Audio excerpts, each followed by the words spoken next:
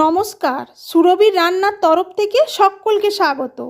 আমি সুরভি। আজকে আপনাদের সাথে শেয়ার করব একদম অন্যরকম একটা ডিমের চপের রেসিপি, যেটা তৈরি করব ইঁচড় আর আলু দিয়ে। খুব সহজে বানিয়ে নিতে পারবেন, আর উপর থেকে যতটা মুচমুচে, ভেতর থেকে ঠিক ততটাই সুস্বাদু। আর বাইরে যদি বৃষ্টি পড়ে, তখন আমাদের তো এরকম মুখরোচক কিছু খেতে ইচ্ছা করে, আর সাথে যদি থাকে 1 কাপ গরম গরম চা, তাহলে তো আর এই চপের জুড়ি নেই। তাহলে চলুন দেখে নিই কীভাবে এই সুস্বাদু ইঁচড় আর ডিমের চপটা তৈরি করলাম। ডিমের চপ, তাও আবার যখন অন্যভাবে তৈরি করব, সেই কারণে আমি এখানে 2টো ডিম সেদ্ধ করে নিয়েছি। আমি এখানে 2টো ডিমে 8টা চপ তৈরি করব। আপনারা যেমন বানাবেন সেই অনুপাতে ডিমটা অ্যাডজাস্ট করে নেবেন। অন্যদিকে একটা ইঁচড়ের 1 ফালি নিয়েছি, আর একটা বড় সাইজের আলু বড় বড় ডুমো করে কেটে নিয়ে ভালো করে ধুয়ে পরিষ্কার করে নিয়েছি। নিয়ে ইঁচড় আর আলুটা প্রেসার কুকারের মধ্যে নিয়ে নিলাম। এর মধ্যে দিয়ে দিলাম 1 গ্লাস জল, অল্প একটু নুন, অল্প একটু সর্ষের তেল। নিয়ে প্রেসার কুকারের ঢাকাটা বন্ধ করে এটা 2 থেকে 3টে সিটি মেরে ইঁচড় আর আলুটা সেদ্ধ করে নেব। অসময়ের ইঁচড় আর এই বৃষ্টির দিনে এই রকম একটা চপ হলে তো আর কোনো কথাই হবে না। আশা করি এই ধরনের চপ আপনারা আগে কখনো খাননি, এতটা মুখরোচক হয়। অবশ্যই একবার ট্রাই করে দেখুন। আর যদি ভিডিওটা ভালো লেগে থাকে, তাহলে প্লিজ যারা এখনও আমার চ্যানেলটি সাবস্ক্রাইব করেননি, তারা আমার চ্যানেলটা সাবস্ক্রাইব করে পাশে থাকা বেল আইকনটা প্রেস করে দেবেন, এরকমই সব নানা ধরনের রেসিপি পাওয়ার জন্য। আর অবশ্যই কমেন্টের মাধ্যমে জানাবেন আজকের এই চপের রেসিপিটা আপনাদের কাছে কেমন লাগলো। ভালো লাগলে একটা লাইক করে পাশে থাকবেন।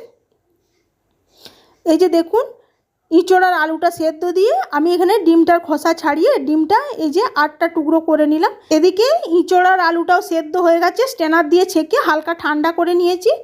এবার এর মধ্যে একে একে দিয়ে দেব স্বাদ অনুযায়ী নুন, 1/4 চামচ হলুদের গুঁড়ো, 1/4 চামচ কাশ্মীরি লঙ্কার গুঁড়ো, 1/4 চামচ গোলমরিচের গুঁড়ো, 1/4 চামচ গরম মশলা পাউডার, আর দিয়ে দেব পরিমাণ মতো বেসন। আমি এখানে 2 চামচের মতো বেসন সবার প্রথমে ব্যবহার করছি।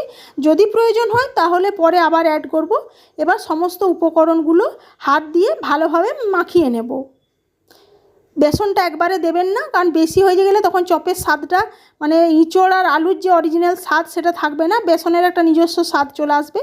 বেসনটা জাস্ট বাইন্ডিংয়ের জন্যই ব্যবহার করব। ফিরে আসছি এটা ভালোভাবে মাখিয়ে নেওয়ার পর। আর বৃষ্টির দিনে এরকম চপ, তেলে ভাজা মুখরোচক খাবার কে কে পছন্দ করেন আমার মতো, অবশ্যই কমেন্টের মাধ্যমে জানাবেন। এই যে ইঁচড় আর আলুটা আমার মাখানো হয়ে গেছে, এই রকম একটা মাখা তৈরি করে নেবেন। এবারে ওই যে ডিমটা আমি টুকরো করে কেটে নিয়েছিলাম, এই ইঁচড় আর আলু থেকে এই যে দেখুন কিছুটা পরিমাণ নেব। তার জন্য হাতের মধ্যে অল্প একটু সর্ষের তেল নিয়ে নিলাম, যার ফলে ইঁচড়ের চপটা বানাতে খুব সুবিধা হবে, হাতের মধ্যে চিটিয়ে যাবে না। নিয়ে এরকম ইঁচড় আর আলুর কিছুটা মাখা অংশ নিয়ে এর মধ্যে 1 ফালি ডিম দিয়ে উপর থেকে ডিমটাকে ইঁচড় আর আলু দিয়ে কভার করে হাত দিয়ে এরকম একটা চপ টাইপের গড়ে নেব। ভীষণ সহজ। আমি আপনাদেরকে আবারও একটা দেখিয়ে দেব। ঠিক একই পদ্ধতিতে সমস্ত চপগুলো গড়ে নিয়ে ফিরে আসছি। আর বললে বিশ্বাস করবেন না, এই চপটা খেতে এতটাই টেস্টি লাগে যে বাড়িতে আপনি যদি একবার না বানিয়ে খান তো বুঝতেই পারবেন না। আমরা তো সাধারণত ডিমের চপ অনেকে অনেকভাবে বানাই, কিন্তু আমি বলবো একবার ইঁচড় দিয়ে একবার বানিয়ে খেয়ে দেখবেন, আপনারা এর স্বাদ ভুলতে পারবেন না। চপগুলো গড়ে নেওয়া হয়ে গেছে। এবার চপগুলো ভাজার জন্য গ্যাসে কড়াই বসিয়ে দিয়েছিলাম। কড়াইটা গরম হয়ে যাওয়ার পর আমি এখানে দিয়ে দিলাম বেশ কিছুটা পরিমাণ সর্ষের তেল। আমি কিন্তু চপটা এখানে সর্ষের তেলে ভাজবো, কারণ সর্ষের তেলে যে কোনো চপ তেলে ভাজা ভেজে খেয়ে দেখবেন তার স্বাদ একটা আলাদা হয়, যেটা সাদা তেলের থেকে ভীষণ ভালো লাগে খেতে।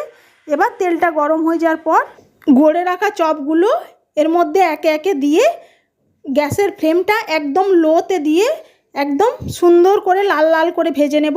গ্যাসের ফ্লেমটা কমিয়ে দেবেন, নাহলে উপর থেকে পুড়ে যাবে আর ভিতর থেকে কাঁচা থাকবে, তখন আবার খেতেও ভালো লাগবে না। একটু টাইম নিয়ে এই প্রসেসটা একটু করে নিতে হবে। আর চপগুলো একদম সুন্দর একটা কালার আসবে, সেই অবস্থা পর্যন্ত সুন্দর করে ভেজে নেব। একটা সাইড ভাজা হয়ে গেলে উল্টে আবার একটা সাইড ভেজে নেব। চপগুলো ভাজা হয়ে গেছে, দেখুন কালারটা কতটা সুন্দর এসেছে আর কতটা লোভনীয় দেখতে হয়েছে। এবার এগুলো উঠিয়ে নিয়ে বাকি চপগুলো একই পদ্ধতিতে ভেজে নেব। দেখলেন তো কত সহজে তৈরি করে ফেললাম ইঁচড় আর আলু দিয়ে একটা অন্য ধরনের ডিমের চপের রেসিপি। আপনাদের কাছে এই ডিমের চপের রেসিপিটা কেমন লাগলো অবশ্যই জানাবেন। যদি ভালো লেগে থাকে তাহলে প্লিজ আমার ছোট্ট পরিবারের সদস্য হয়ে পাশে থাকার অনুরোধ রইল। এবার শুধু গরম গরম চায়ের সাথে সার্ভ করার অপেক্ষা।